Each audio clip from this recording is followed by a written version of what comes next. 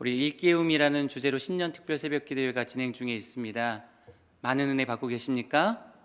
우리 신년 특세의 은혜는 날이 갈수록 더 풍성해집니다. 내일과 내일 모레 이틀 남았는데 끝까지 피곤하지만 끝까지 참석하셔서 하나님께서 예비해 주신 충만한 은혜를 마음껏 누리실 수 있기를 바랍니다. 우리 곁에 계신 분들하고 이렇게 한번 축복하고 격려하고 인사했으면 좋겠습니다. 말씀을 듣고 일어나 깨어 움직입시다.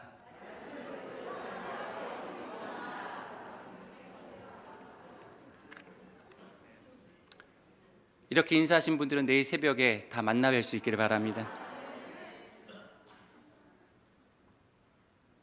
여러분이 인생을 살아오시면서 가장 기뻤던 일은 무엇이었습니까? 길지 않은 제 인생에서 가장 기뻤던 일은 저희 집 첫째 아이를 출산했을 때입니다. 물론 제가 출산한 것이 아니라 제 아내가 해산의 수고를 통해서 출산했습니다. 첫 아이라 그런지 제 아내가 무려 28시간 동안 산고의 고통을 겪은 후에 출산했습니다. 저도 분만실에 같이 들어가서 28시간을 함께 했었는데요, 그 시간이 얼마나 길게 느껴지던지 그 오랜 진통 후에 드디어 큰 아이가 태어났습니다. 어디서 이렇게 나랑 똑같이 생긴 아이가 태어났는지 참으로 신기하고 새로운 생명에 대한 신비로움으로 인해서 참 기쁨과 감격의 순간이었습니다. 그런데 엄마를 좀 닮았더라면 피부도 하얗고 좋았을 텐데 아쉽게도 저를 닮아서 어찌나 더 이쁘고 예쁘고 사랑스러운지, 콧날은 날카롭고 거무스러운 피부는 이 검은 흑진주처럼 매력있고 똘망똘망하게 생겼습니다. 이렇게만 이야기하면 집에 가서 혼날 것 같아서 둘째 아이는 엄마를 닮아서 더 이쁩니다. 네, 여러분 오해하시면 안 됩니다. 제가 잘생겨서 이쁜 딸을 낳았다고 자랑하는 것이 아니라 고슴도치도 제 자식이 이쁘다는 말처럼 저를 닮은 제 자식이니까 이쁘다는 그런 말입니다. 여러분도 여러분의 자식과 손주들이 세상에서 가장 이쁘고 사랑스러우시죠? 사랑스러우시죠? 네. 기쁨과 감격은 하나님께서 우리 사람들에게만 주신 귀한 선물입니다. 특별히 이 웃음의 효과는 의학적으로도 입증되어 있습니다. 미국 인디애나주 메모리얼 병원 연구팀은 15초 동안 크게 웃기만 해도 엔돌핀과 면역세포의 활성을 증가시켜서 수명이 무려 이틀 동안 연장된다라는 논문을 발표하기도 했습니다. 그리고 18년 동안 웃음을 연구한 리버트 박사는 웃는 사람의 혈액을 분석한 결과 바이러스나 암세포를 공격하는 면역세포가 활성화되어 있다는 사실을 밝혀내기도 했습니다. 웃는 것은 가장 손쉬운 유산소 운송이기도 합니다. 우리가 웃기 시작하면 실제 우리 몸에 231가지 근육이 움직입니다. 얼굴에 있는 근육뿐만 아니라 몸 안의 장기 근육까지 활성화됩니다. 달리기를 할 때처럼 폐 속에 나쁜 공기가 다 빠져나가고 신선한 공기가 우리 몸 안에 유입되어 심장 박동수가 증가하면서 혈액순환도 원활해집니다. 그러므로 여러분 많이 웃으시고 기뻐하실 수 있기를 바랍니다. 오늘 우리가 함께 읽은 본문의 말씀이 포함된 이 빌립보서는 기쁨의 서신이라는 별칭을 가지고 있습니다. 이 편지에서 가장 많이 되풀이되는 단어가 이 기쁨이라는 단어이기 때문입니다. 이 짧은 편지에 기쁨, 기뻐하다라는 단어가 무려 16번이나 나오고 있습니다. 복음이 주는 참 기쁨의 축복이 무엇인지를 전하기 위해 이 사도 바울이 빌립보 교회 성도들에게 보낸 편지가 바로 이 빌립보서인 것입니다. 오늘의 본문을 함께 살펴보기에 앞서 빌립보서에 대한 기본적인 이해가 필요하기 때문에 잠시 설명을 드리도록 하겠습니다.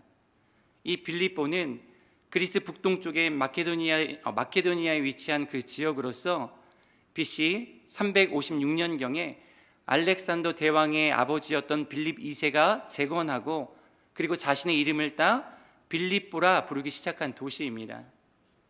이후에 빌립보는 BC 167년에 로마 제국의 식민지가 되었고 이후에는 로마의 퇴역 군인들을 위한 거주지로 지정되면서부터 이 빌립보라는 작은 도시가 크게 발전하게 되었습니다. 특별히 이 빌립보에 거주하는 시민들은 로마 시민권을 가지고 있었습니다. 엄연히 식민 지배를 받는 도시였지만 로마와 같은 법적 그리고 행정적 체제를 갖추고 있었습니다. 이것은 로마의 지방 행정구역에서 누릴 수 있는 최고의 특권이었습니다. 한마디로 빌립보라는 도시는 로마시의 축소판이었습니다. 빌립보 시민들은 이러한 특수한 지위를 굉장히 자랑스럽게 여겼습니다. 따라서 빌립보인들의 로마에 대한 충성은 자연스러웠고 각별했습니다. 그들의 충성은 로마 황제에 대한 숭배와 그리고 로마 정신에 대한 대단한 긍지로 나타났습니다. 아마 이러한 상황이 사도 바울이 3장 20절에서 성도의 시민권은 하늘에 있다라고 말한 배경의 한 요소로 작용했을 것입니다. 이 빌립보 교회는 사도 바울이 제2차 전도 여행 기간 중에 이 마게도냐 지방에 처음으로 세운 교회입니다. 오늘날로 치면 유럽 최초의 교회인 셈입니다. 2차 전도 여행을 시작하면서 사실 바울은 빌립보 교회가 있는 유럽에 가려는 마음이 없었습니다. 그런데 성령님께서 소아시아에서의 전도의 문을 막으시고 바울에게 환상을 보여주셨습니다. 사도행전 16장 9절 말씀인데요, 같이 읽어보겠습니다. 밤에 환상이 바울에게 보이니 마게도냐 사람 하나가 서서 그에게 청하여 이르되 마게도냐로 건너와서 우리를 도우라 하거늘. 바울은 성령께서 보여주시는 이 환상을 통해 하나님께서 자신을 마게도니아 지역으로 보내셨음을 믿고 인정하고 지금의 유럽으로 향했습니다. 사도행전을 보면 바울이 가는 곳곳마다 안식일에 유대인 회당을 찾아가 복음을 전하는 것을 볼 수 있습니다. 바울의 복음 전파는 항상 이 유대인 회당에서 시작되었습니다. 그런데 이 빌립보 지역에는 유대인들을 위한 회당이 없었습니다. 빌립보에 정착한 이들이 대부분 로마 시민을 비롯한 이방인들이라 그곳에 유대 회당의 최소 구성 정족수인 남자 10명이 채 없었던 것 같습니다. 그러자 바울은 하나님을 경배하는 이방인 여자들이 안식일에 기도 모임을 연다, 기도 모임을 갖는다라는 강가로 찾아갔습니다. 그리고 그곳에서 자색옥감 장수, 우리가 잘 아는 루디아라는 이름의 여인을 만납니다. 사도행전 16장 14절 말씀 또 같이 읽어보겠습니다. 두아디라시에 있는 자색옥감 장수로서 하나님을 섬기는 루디아라 하는 한 여자가 주께서 그 마음을 열어 바울의 말에 따르게 하신지라. 바울이 복음을 전할 때 하나님께서 루디아의 마음을 감동시키셨습니다. 하나님의 은혜로 감동을 받고 복음을 믿게 된 루디아는 즉시 자기 자신을 포함하여 집안에 있는 모든 식구들과 같이 세례를 받게 됩니다.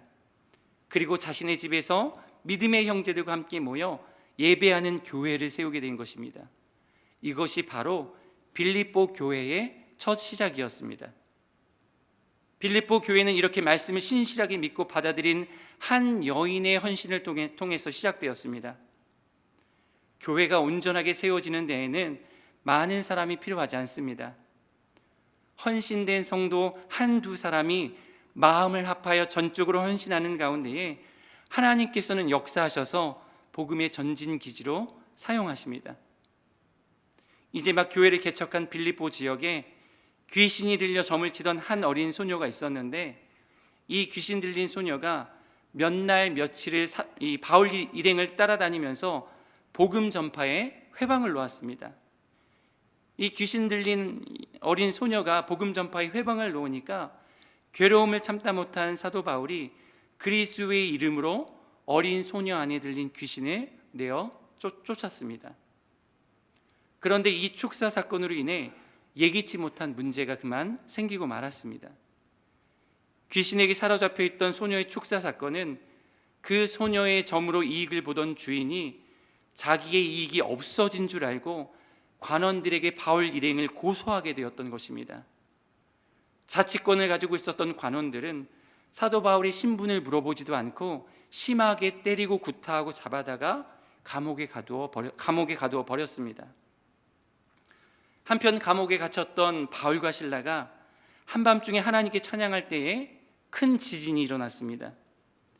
이 사건을 계기로 간수한 사람이 회심하게 되고 결국 그의 온 식구들이 바울에게 세례를 받고 구원을 받게 되어 빌립보 교회의 일원이 되었습니다. 사도행전 16장 33절과 34절에 나오는 말씀인데요, 같이 한번 읽어봅시다. 그날 밤 그 시각에 자기와 그 온 가족이 다 세례를 받은 후 그들을 데리고 자기 집에 올라가서 음식을 차려주고 그와 온 집이 하나님을 믿음으로 크게 기뻐하니라. 이처럼 빌립보 교회가 세워지는 과정에서 우리가 생각하게 되는 중요한 영적 교훈이 무엇이 있겠습니까? 빌립보 교회는 하나님께서 시작하시고 하나님께서 이끌어 가심을 알 수 있습니다. 하나님께서는 순간순간마다 하나님의 방법으로, 하나님의 능력으로 역사하셨습니다. 물론 사도 바울 일행이 열심히 전도를 하긴 했지만 루디아를 비롯한 사람들의 마음을 여신 분은 분명 성령 하나님이셨습니다. 아무리 사람이 노력한다 해도 하나님께서 역사하지 않으면, 하나님께서 감동 주시지 않으면 사람의 마음이 열릴 수가 없습니다. 그렇게 성령 하나님께서는 루디아의 마음을 열어주셨고 귀신에게 사로잡혔던 소녀의 굴레를 벗겨주셨습니다. 그리고 기가 막힌 타이밍에 간수의 마음을 어루만져 주셔서 그의 마음을 녹여주셨고 그의 가족 모두가 세례를 받고 믿음 안에서 크게 기뻐하게 하셨습니다. 이 모든 것들이 다 하나님께서 이루신 일들입니다. 바울이 한 것이 아닙니다. 예수 그리스도의 이름이 역사하셔서 이루어진 사건들입니다. 사랑하는 성도 여러분, 마찬가지입니다. 우리 대길교회도 하나님께서 시작하셨고 하나님께서 이끌어 가시는 하나님의 교회인 줄 믿습니다. 물론 교회 개척 멤버들이 있고 때마다 중요한 역할들을 감당하신 믿음의 선조들이 계십니다.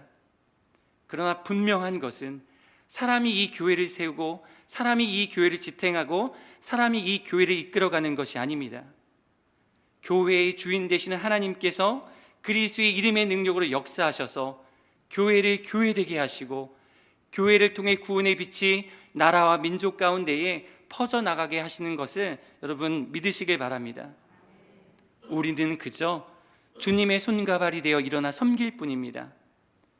우리가 무슨 능력이 있고 우리에게 무슨 지혜가 있어 교회를 교회되게 하고 구원의 빛을 전파할 수 있겠습니까? 이 모든 일을 이루시는 분은 오직 하나님이심을 여러분 믿으시길 바랍니다. 그러므로 세상 흔들리고 사람들은 변하여도 하나님의 교회는 망하지 않습니다. 왜 그렇습니까? 하나님이 일하시고 하나님이 붙드시고 하나님이 통치하시기 때문입니다. 앞서 빌립보서는 기쁨의 서신이라고 말씀드렸습니다. 그런데 아이러니하게도 사도 바울은 이 서신을 로마 옥중에서 기록했습니다. 저도 아직은 가보지는 못했지만 이 로마라는 도시에 가보면 사도 바울이 순교한 그 자리에 새 분수 교회가 세워져 있다고 합니다. 전승에 따르면 사도 바울이 참수를 당한 후에 그의 목이 바닥에 3번 탕탕탕 하고 튀었는데 그 자리마다 물이 솟아올랐다고 합니다. 그래서 그 수도원의 이름을 세계의 분수라는 뜻을 지닌 트레폰타나라고 짓게 되었다고 합니다. 여러분, 생각만 해도 얼마나 끔찍하고 참혹합니까? 사도 바울은 이런 순교를 앞두고 감옥에 갇혀 있는 처지입니다. 그런데 지금 자신의 처지와는 전혀 어울리지 않는 기쁨이 가득한 편지를 쓰고 있는 것입니다. 그렇다면 사도 바울은 어떻게 이렇게 기쁠 수 있었을까요? 자신의 처지를 비관하고 원망하고 좌절해도 모자랄 판에 어떻게 연신 기쁨으로 가득할 수 있었을까요? 그는 감옥 안이 아니라 예수님 안에 거하고 있음을 확실히 믿고 있었기 때문입니다. 본문 1절 말씀입니다. 같이 읽어보겠습니다. 그리스도 예수의 종 디모데는 그리스도 예수 안에서 빌립보에 사는 모든 성도와 또한 감독들과 집사들에게 편지하노니. 여기서 바울은 자신을 가리켜 그리스도 예수의 종이다 라고 표현합니다. 바울이 그의 서신서에서 자신을 종으로만 소개한 것은 이 빌립보서가 유일합니다.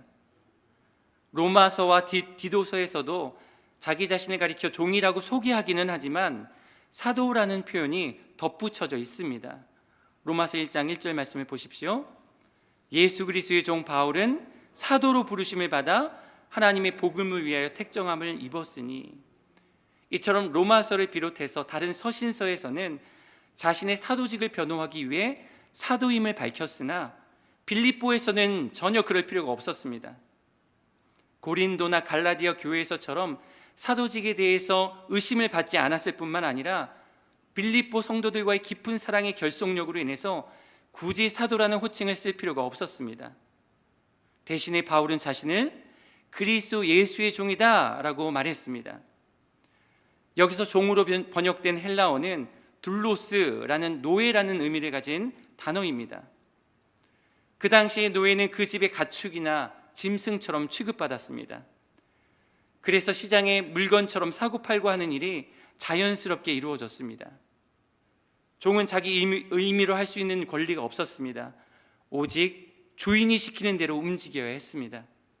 이것은 종의 의지가 주인에게 완전히 예속된 상태임을 의미합니다. 이것이 바로 세상에서 말하는 일반적인 주종 관계입니다. 그러나 하나님과 우리의 관계, 주인과 종의 관계는 세상의 개념과는 조금 상이합니다. 물론 그리스도 예수의 종이라는 이 말 안에는 그리스도 예수가 우리의 주인이며 우리는 그분의 명령만 따른다라는 뜻도 있습니다. 그분께 충성하는 존재라는 의미도 있습니다. 그런데 그리스도의 종이라는 말은 그것이 다가 아닙니다. 여러분, 이사야 41장 8절로 10절 말씀, 조금 긴 말씀이지만 같이 한번 읽어보겠습니다. 시작. 그러나 나의 종 너 이스라엘아, 내가 택한 야곱아, 나의 벗 아브라함의 자손아, 내가 땅 끝에서부터 너를 붙들며 땅 모퉁이에서부터 너를 부르고 내게 이르기를 너는 나의 종이라. 내가 너를 택하고 싫어하여 버리지 아니하였다 하였노라. 두려워하지 말라. 내가 너와 함께함이라. 놀라지 말라. 나는 내 하나님이 됨이라. 내가 너를 굳세게 하리라. 참으로 너를 도와주리라. 참으로 나의 의로운 오른손으로 너를 붙들리라. 아멘. 여러분, 이 말씀만 봐도 어떻습니까? 하나님과 우리의 관계가 단순한 주종관계가 아님을 알 수 있습니다. 주인된 하나님이 종된 우리를 향해 마치 구애를 펼치시는 것 같습니다. 우리를 애지중지하게 다루시는 것 같습니다.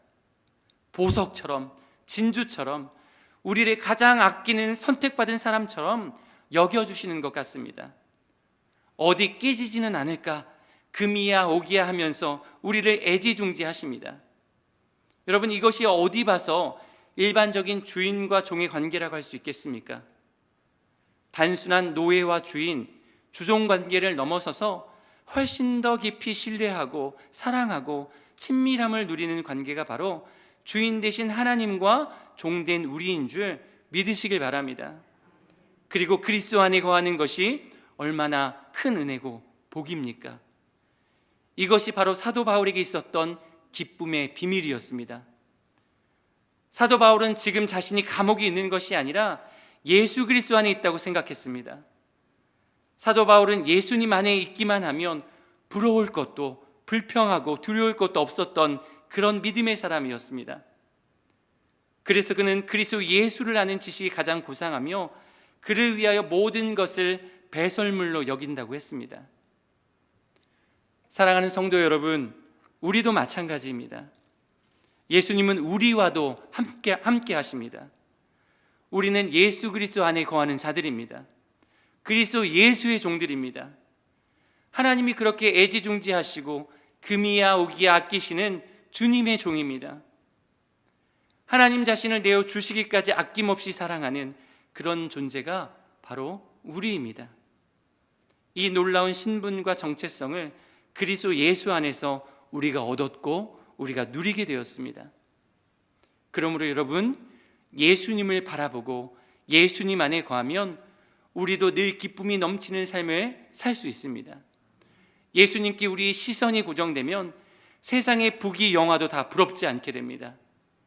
우리가 세상의 부귀 영화로 값을 매길 수 없는 가치 있는 존재라는 사실을 알기 때문에 더 이상 세상에서 절망하지 않고 기쁨이 넘치는 삶을 살아갈 수 있습니다. 예수님 생각만 해도 늘 기쁨이 흘러넘치는 삶, 그런 축복이 새해를 시작하는 우리 모두의 삶이 될 수 있기를 주님의 이름으로 축복합니다. 또한 사도 바울은 은혜와 평강과 기쁨의 근원이 어디서부터인지를 알았기에 기뻐할 수 있었습니다. 2절의 말씀 같이 읽겠습니다. 하나님 우리 아버지와 주 예수 그리스도로부터 은혜와 평강이 너희에게 있을지어다. 빌립보서뿐만 아니라 바울 서신의 특징 중에 하나는 처음 서두에 감사와 축복의 인사를 하고 있다는 점입니다. 그런데 여기서 중요한 포인트는 그 은혜와 평강이 누구로부터 왔느냐라는 것입니다. 여러분, 방금 읽은 2절 말씀에 뭐라고 나옵니까?